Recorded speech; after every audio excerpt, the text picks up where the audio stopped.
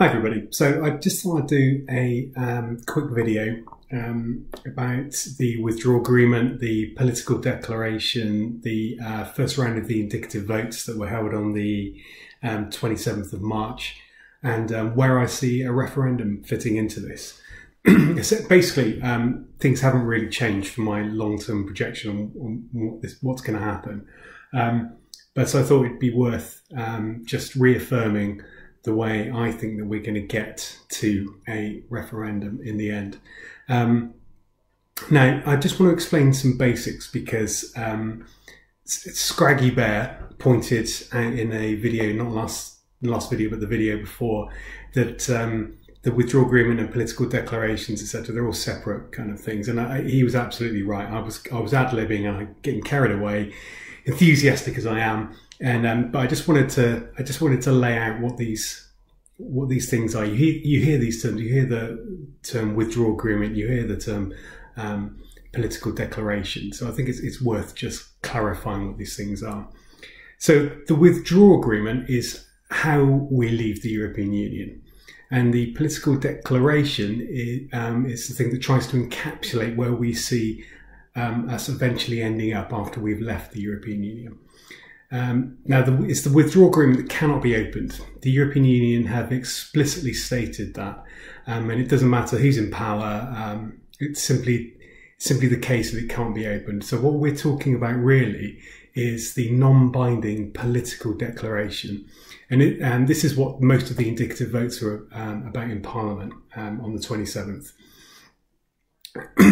So where are we? Okay, so the European Union have said, if the withdrawal agreement is passed by the 29th of March, then we can have an extension up to the 22nd of May.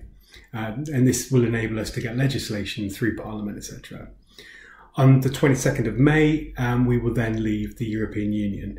Now, Theresa May is going to have what looks like a final go at pushing through the withdrawal agreement. She's actually separating it away from the political declaration. She's just going to try and have a vote on the withdrawal agreement. John Bercow said this is a big enough a change for her to bring it back to Parliament. But as it stands, it's looking like on the 29th, it won't be passed because all the same issues are still there with the withdrawal agreement. The backstop's still there, so the DUP simply can't agree to that. The ERG are unlikely to swing, or the hardliners in the ERG are unlikely to swing behind it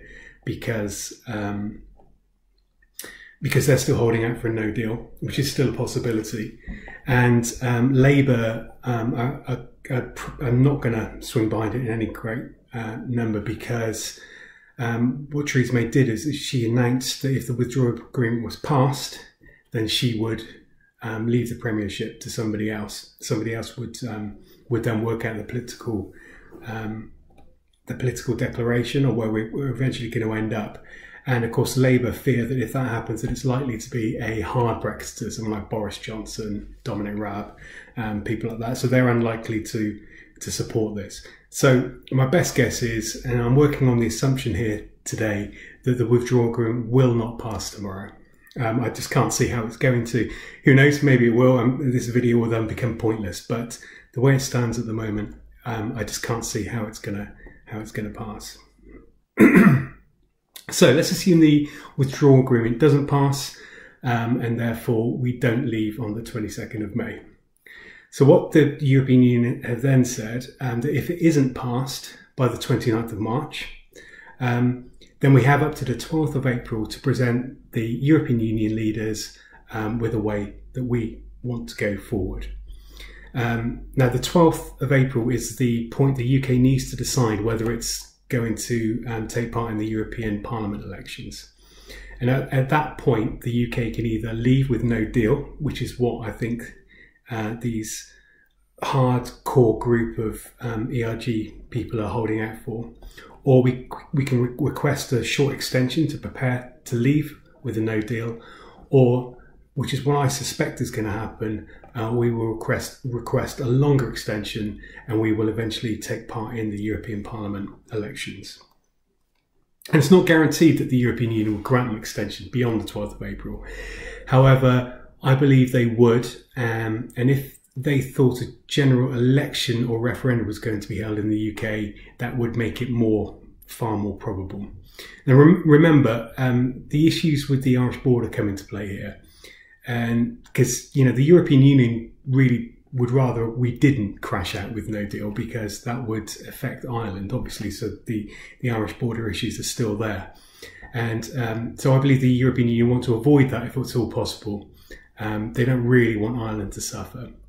That said, I do think that they would, then their patience isn't limitless.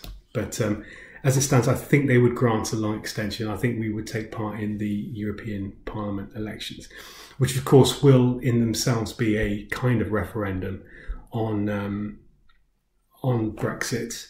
And it would be incumbent on people like myself and supporters of remaining in the European Union to ensure that we get people out in huge numbers in the European Parliament elections to vote for pro-European MEPs. Because up to now, really, nobody's really bothered with the European EU parliamentary elections other than kind of mainly disgruntled Brexiters that tend to vote UKIP, hence why UKIP won them the last time round.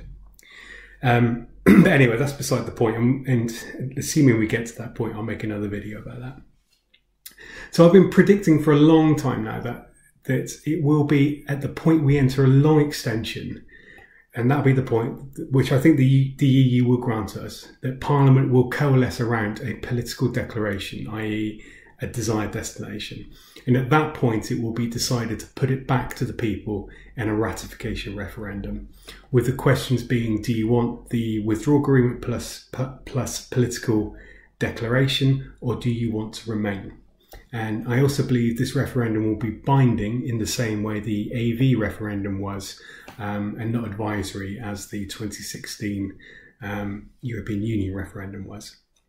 So, because by making it binding, it negates the never-ending argument, where people say, "Oh, you'll just continually have referendum." If it's binding, it means the legislation is in place, and as soon as the vote comes in, bam, that's it.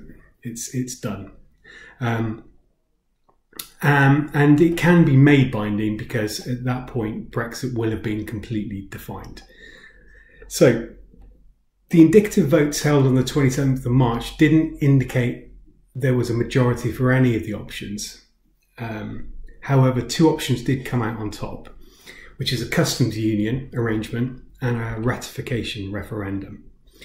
So remember, we're talking about the desired destination after we leave the European Union, not how we leave the European Union. This has nothing to do with the withdrawal agreement. This is the political declaration. So the logical conclusion from this is that as we progress further, the political declaration will be changed to say that the UK will seek to remain in the customs union or a customs union, and that should then be ratified by the British people to make sure they are happy with that destination. And that's before we leave the European Union. So in other words, the withdrawal agreement will only be passed by Parliament on the proviso that the British people ratify what is laid out as the stated aims in the political declaration. So to flesh this out further, Theresa May's withdrawal agreement with the Irish backstop plus the political declaration, i.e. the intended destination, would be passed by Parliament only assuming the British people agree to it in a ratification referendum. So if it was passed in that referendum, we would still pay the billions to the EU to settle our account. We would still commit to EU citizen rights and all the other things in the withdrawal agreement. But once we are out of the European Union, we would, over the years to come, thrash out an agreement with the EU that would hopefully see us end up at the destination we laid out in the political declaration. And so I think this is where the indicative votes come into play, because there's several different potential destinations that are being voted on during these indicative votes. And I think Monday is really the day that you're going to see people coalescing around certain ones. But then you have the ratification referendum vote as well as a bolt-on to this. So whether Parliament finds a majority for a type of end destination, whether it's a customs union, single market, EEA, EFTA, Canada, whatever is still up in the air, but the first round of indicative votes were never intended to do that. They were never intended to get a majority for any one thing. They were simply intended to test the water around various ideas. And it will be Monday that minds are concentrated, and hopefully a majority can be found. Although I wouldn't be surprised if it took longer. Maybe we could start heading closer towards the 12th of April. So the 12th of April really is crunch day.